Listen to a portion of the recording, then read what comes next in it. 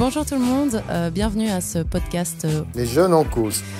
Aujourd'hui, la thématique que vous avez choisie, les thématiques que vous avez choisies, c'est donc les relations amoureuses, la jalousie, le consentement et tout ce qui tourne autour des relations. Pourquoi cette thématique ? Parce qu'en fait, aujourd'hui, c'est la Saint-Valentin et donc on va en profiter pour parler un petit peu aussi de cette petite fête. Voilà. Ok, alors, ce que je vais pour vous proposer aujourd'hui, j'ai quelques petites questions à vous poser, on va en discuter, on va tourner, voilà. N'hésitez pas à prendre la parole, à me donner votre avis. Parfois, c'est des questions et parfois, ça sera des phrases, tout simplement. Donc donnez votre avis, n'hésitez pas. Pour commencer, moi, je m'appelle Emmanuel, je travaille au planning familial La Bulle et on est dans les studios de la Maison de la Jeunesse, de la Maison des Jeunes Indigo aujourd'hui. Et donc, on a 8 jeunes avec nous qui sont là pour discuter autour de différentes thématiques. Je propose à la première de se présenter. Moi, je m'appelle Clara, j'ai 18 ans. Merci. Je m'appelle Clara, j'ai 18 ans. Ça fait 7 ans maintenant que je suis à Indigo. Et voilà. Moi, je m'appelle Alexis, j'ai 19 ans.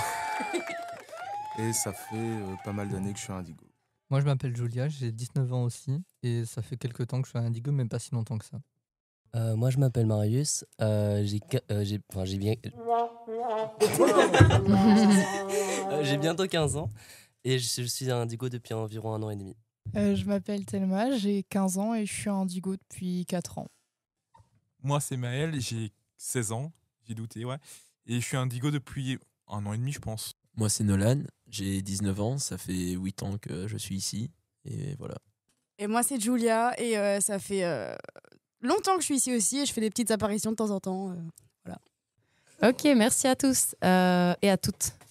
Alors, petite première question. Qu'est-ce que ça évoque pour vous, la Saint-Valentin ? C'est la fête des amoureux. Ouais. Pour englober le truc. Quoi d'autre ? Une fête qu'on peut souvent dire que c'est très commercial. Pour les cadeaux, etc. On s'offre des cadeaux, des fleurs, voilà. Pourquoi c'est commercial ? Parce que c'est souvent vu comme ça, parce que c'est le moment où c'est le moment pour offrir des cadeaux à sa partenaire, alors que c'est pas forcément... je sais pas comment expliquer, mais une fête... je sais pas comment expliquer. Il faut pas forcément une date, une fête, un événement pour offrir quelque chose ou montrer de l'attention à son partenaire ou sa partenaire. Voilà, merci Julia. Ok, donc on parle de partenaires, principalement. Est-ce que la Saint-Valentin, c'est pour les partenaires seulement ? C'est principalement la fête de l'amour. On peut avoir de l'amour envers son frère, enfin, c'est pas le même amour de fils, mais de l'amour envers nos parents, les gens qui nous sont chers. C'est pas seulement la fête des amoureux. Mm-hmm. T'oublies quelqu'un aussi à aimer, très important. Alexis. Soi-même. S'aimer soi-même. Oui, ça fait très bisounours, clairement, mais on oublie souvent de dire qu'on doit s'aimer soi-même avant d'aimer les autres. D'offrir des cadeaux, se faire plaisir, c'est le plus important avant de pouvoir aimer et faire plaisir aux autres. Alors ensuite, qui ne dit mot consent ? Vous avez déjà entendu cette expression ? Absolument pas. Absolument pas ? Jamais entendu. Moi, Jamais. oui. Oui ? Jamais ? Qui ne dit mot consent ? C'est une expression, tout simple, voilà, qu'on utilisait quand même pas mal. Mais ça veut pas dire qui ne dit rien n'est pas consentant, un truc ainsi ? Justement, c'est l'inverse. C'est qui ne dit rien est d'accord, est consentant. Qu'est-ce que ça vous évoque ? C'est faux. Oui, c'est faux parce que c'est pas parce qu'on dit rien qu'on dit oui, simplement.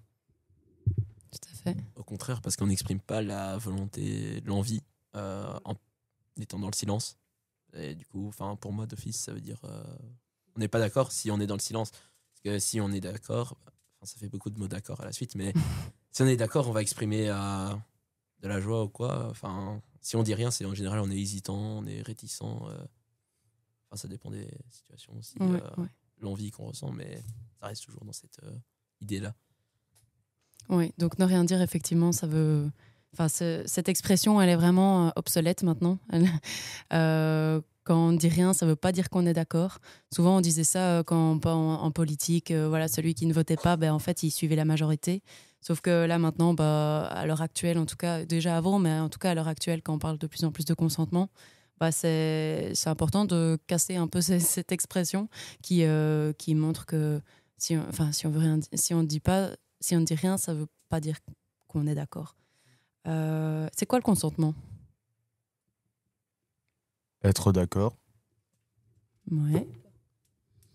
C'est le fait de consentir à quelque chose, de dire oui ou non à quelque chose qu'on doit faire. Non, c'est pas être d'accord avec ce que quelqu'un veut nous faire, justement. Veut nous faire ou ce qu'on doit faire nous. Ça peut être de nous-mêmes aussi. Ouais. Ok. Être consentant de faire quelque chose, être consentant qu'on nous fasse quelque chose, c'est les deux. Par exemple, il faut être consentant pour sauter d'un parachute. Mhm. C'est pas... Ouais. Alors, c'est sauter d'un avion en parachute. Parce que sauter d'un parachute, c'est un peu compliqué. Donc, le consentement, effectivement, c'est être d'accord. Et c'est très bien que tu parles de parachute parce qu'en fait, souvent, on pense consentement égale relation sexuelle, enfin, dans les relations sexuelles. Sauf qu'en fait, consentement, c'est dans n'importe quel moment de sa vie, n'importe quelle situation, relation. Vous avez des exemples ? C'est vrai que souvent, par exemple, le fait de s'inscrire dans une école, on attend souvent le consentement des parents aussi, ou alors à l'inverse, les parents attendent le consentement des enfants pour pouvoir les inscrire dans une activité ou quelque chose comme ça. Est-ce qu'on attend toujours le consentement en tant que parent, justement ? Ah non, mais dans l'utopie des choses, ce serait comme ça. D'autres avis ? N'hésitez pas à prendre la parole. Il y a une situation la plus courante dans le consentement, c'est par exemple, on va s'inscrire sur Facebook, Instagram, n'importe quelle appli. On donne notre consentement pour que l'application utilise nos données. Tout à fait. Sans lire les conditions. Oui, les conditions générales, oui, clairement. Je ne sais pas si quelqu'un les a déjà. Mais c'est un autre débat, ça. Est-ce qu'une personne qui est sous influence est consentante, peut être consentante ? Je vois des hochements de la tête, des bruits. Après, moi, je trouve que du coup, elle n'est pas très apte, on va dire, à prendre une décision, donc le consentement ne peut pas vraiment se faire. Mm-hmm. Ça dépend du taux d'influence aussi, je pense. Du fait d'être sous influence ou pas. Parce qu'il y a des stades. Par exemple, je pense à quand on boit de l'alcool, etc. On est parfois un peu joyeux et il y a des fois où c'est vraiment, vraiment loin, que on ne sait même plus se gérer. Donc je pense à partir d'un moment, non, on ne sait plus donner son consentement parce qu'on ne sait plus soi-même ce qu'on fait. Mais il y a certains stades où on sait encore se gérer et on sait encore ce qu'on fait. Si on a bu une bière ou un cocktail, disons que là, c'est vrai que généralement, on sait encore ce qu'on fait et donc on sait donner son consentement. Après, moi, franchement, je donne toujours le conseil de se dire que si une personne a bu, on ne prend pas le risque, tout simplement. Parce que même si la personne essaie de vous sauter dessus et veut vous embrasser, le mieux, c'est de s'arranger pour qu'elle rentre bien chez elle et qu'elle soit en sécurité plutôt que se dire « Ok, elle veut m'embrasser, go ». Ça, généralement, parfois, il ou elle s'en veut après. Parfois, vous en voulez après aussi. Et parfois, c'est même pire. Il y a d'autres situations où ça peut dégénérer. Donc clairement, quand il y a une influence, alcool, drogue ou autre, le moins dangereux pour vous et pour l'autre, c'est de ne rien faire. Mais du coup, parfois, on est sous influence de nos parents aussi. Par exemple, pour le choix des écoles, ils donnent leur avis et souvent, ils essayent de nous l'imposer. Donc, notre consentement est faussé par rapport à ça. Donc, voilà. Tout à fait. C'est un peu triste à dire parce que le consentement, c'est de l'éducation. Mais en fait, le consentement, parfois, il n'est pas respecté aussi au sein de la famille. Parfois, c'est pour notre bien. C'est parce que, oui, on doit aller à l'école, on n'a pas le choix. Ça, c'est clairement... On n'a pas le choix d'aller à l'école et d'essayer de faire certaines choses, mais, même si on n'a pas envie. Mais clairement, dans la famille, c'est un endroit où parfois le consentement est peu respecté. Alors les parents, ils pensent souvent que voilà, c'est parce que c'est les parents et qu'ils peuvent décider pour leur enfant. Mais l'enfant, à partir d'un très jeune âge, peut déjà décider beaucoup de choses pour lui. En plus, la plupart du temps, ils croient qu'ils le font bien, parce que c'est leur rôle de parents, qu'ils savent mieux que leur enfant ce qu'il faut faire, alors que parfois, c'est pas du tout le cas. Et au final, l'enfant, il se sent mal et ça finit pas toujours bien. Mmh. Parfois, il y a aussi le côté où les parents ont vécu quelque chose et ils ne veulent pas qu'on vive la même chose qu'eux. Donc, par exemple, si je parle d'une situation que je connais, si les parents n'ont pas forcément fait de grandes études, ils sont plus probables à pousser beaucoup plus pour que leurs enfants fassent de grandes études. Et ça arrive même justement pour les parents qui ont fait des grandes études, comme ils sont habitués à ça. Alors qu'au final, les études, ça définit pas une personne. C'est plus le bonheur, c'est pas selon les études, c'est de faire ce qu'on veut faire. Oui, on essaie toujours de pousser son enfant vers le mieux, alors qu'en fait, le mieux, c'est juste son bien-être. C'est pas les grandes études de médecin ou d'avocat, loin de là. Comment on peut exprimer ça à ses parents, alors ? En expliquant ce que nous, on a envie de faire. Mais ça, en fait... moi, je pense qu'on s'en rend pas vite forcément compte, vu qu'on est un peu habitué, depuis qu'on est petit, à suivre un peu ce que nos parents ont décidé de faire, qu'est-ce qu'ils ont... ce que eux ont fait. On suit un peu le mouvement. Et donc, après, même quand on grandit, par exemple, vouloir faire des... On était, je sais pas, dans une étude sociale et qu'après on veut partir dans un truc scientifique, par un exemple. Mais, on est habitué à ça, donc on s'en rend pas forcément compte. Ça fait partie de l'éducation, hein. Voilà, on a été...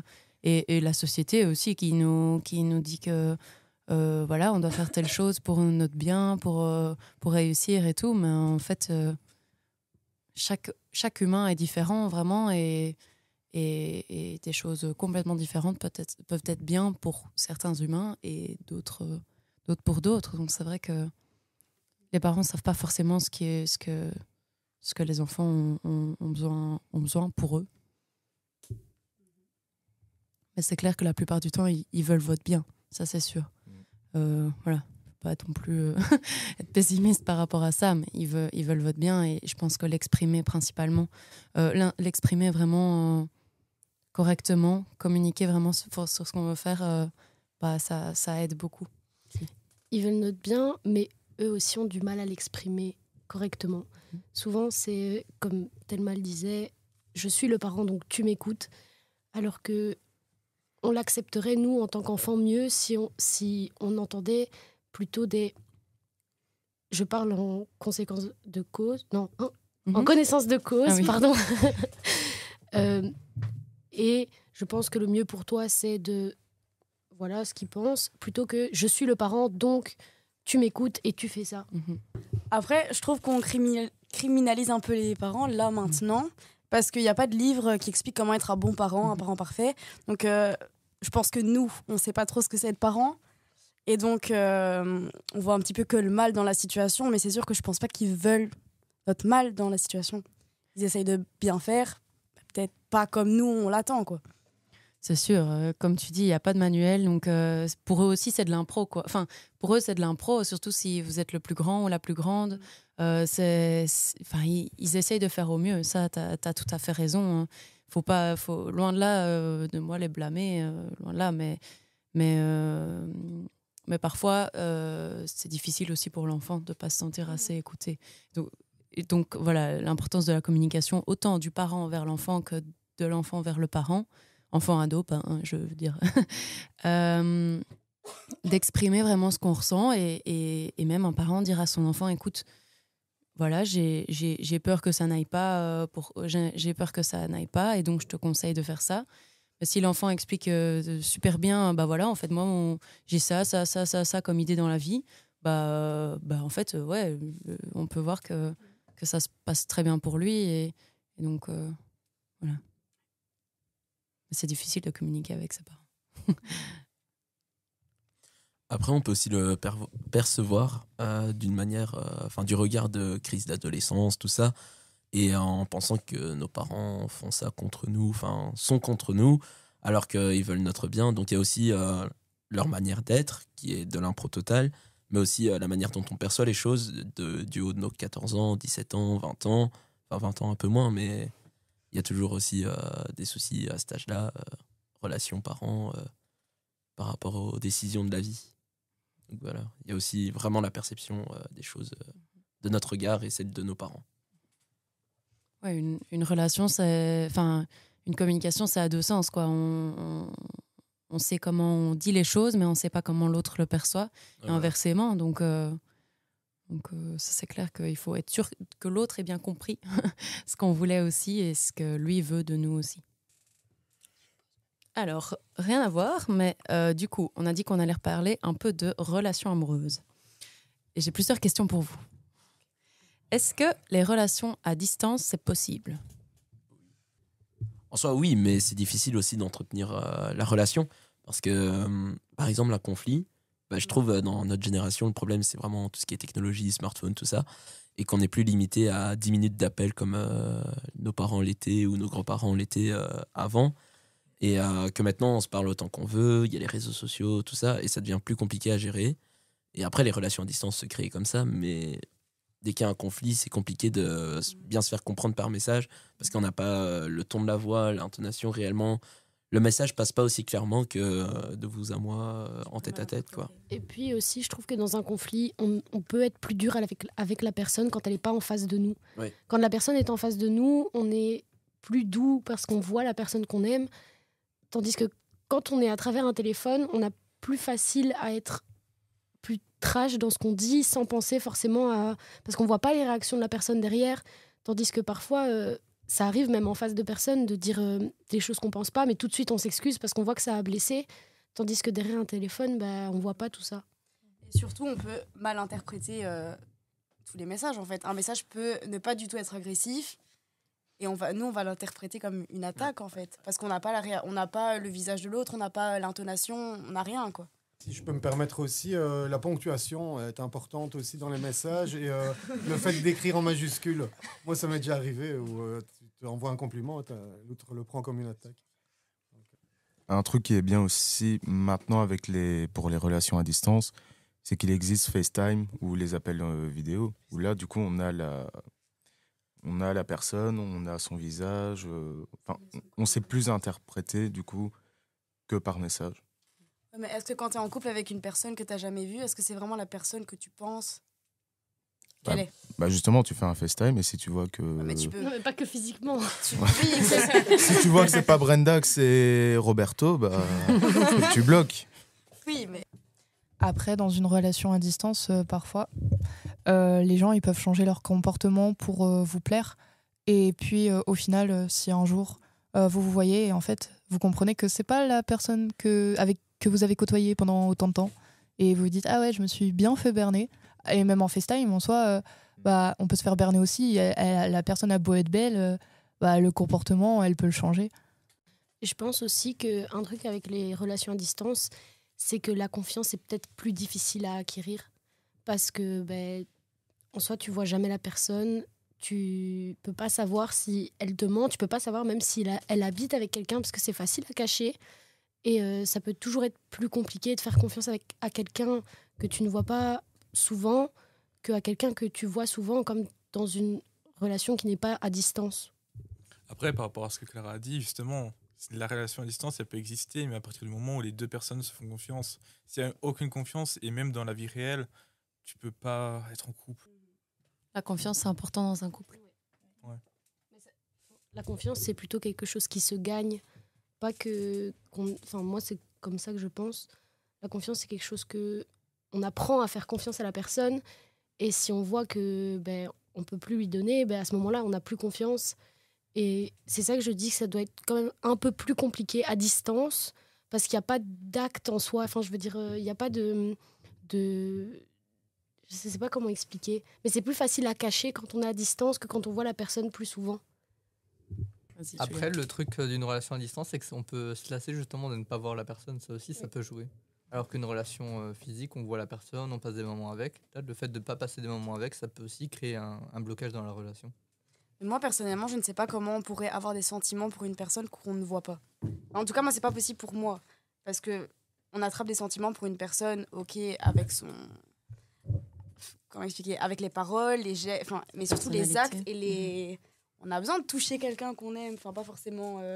Tout à fait, hein. Il y a une attirance, il y a l'attirance de la personnalité, mais il y a l'attirance physique aussi. On a besoin d'avoir ce physique avec la personne. Hein. Quoi. Après, au contraire, je me dis peut-être aussi que les moments passés ensemble dans un couple à distance sont peut-être plus appréciés que des moments qu'on passe avec quelqu'un, qu'on passe tous les jours. Enfin, je ne sais pas comment expliquer, mais parfois, ça devient une routine, tandis que quand tu retrouves une personne que tu n'as pas vue depuis 2 mois, ça doit d'office être plus intense. Enfin, je veux dire, les retrouvailles doivent être beaucoup plus intenses que quelqu'un qu'on voit 2, 3, 4 fois par semaine. Ouais, voilà. Là, il y a vraiment un manque réel qui se crée, quoi. Vraiment un besoin de le voir, tandis que si on se voit, comme tu dis, 3-4 fois sur la semaine, il n'y a pas un manque qui se crée. Et donc, par exemple, on part 1 semaine en vacances, 2 semaines, sans se voir là, et au retrouvailles, le soir même du retour, là, il y a un manque qui s'est créé, et les retrouvailles sont plus intenses que se voir 3-4 fois par semaine. Donc, il y a des avantages et aussi des inconvénients des relations à distance. Oui, et puis on peut être super emballé de revoir la personne. Et en fait, parfois, on vit ses émotions difficilement. Et j'ai déjà eu une expérience comme ça où la personne était tellement contente de voir son partenaire qu'en fait, c'était le moment, et sans le vouloir, hein, c'était pas voulu de sa part, mais sans le vouloir, elle déversait tout ce qui n'allait pas à ce moment-là. Et donc, en fait, ça se transformait en moment où ça n'allait pas du tout. Et c'est ça qui est triste, c'est ça qui est dommage, c'est que le couple n'arrivait pas à profiter de ces moments vraiment où ils se voyaient pour profiter d'eux et pas juste avoir un moment négatif. Merci à tous pour votre écoute. On se retrouve le mois prochain pour la 2e partie de notre podcast Les Jeunes en cause sur les relations amoureuses.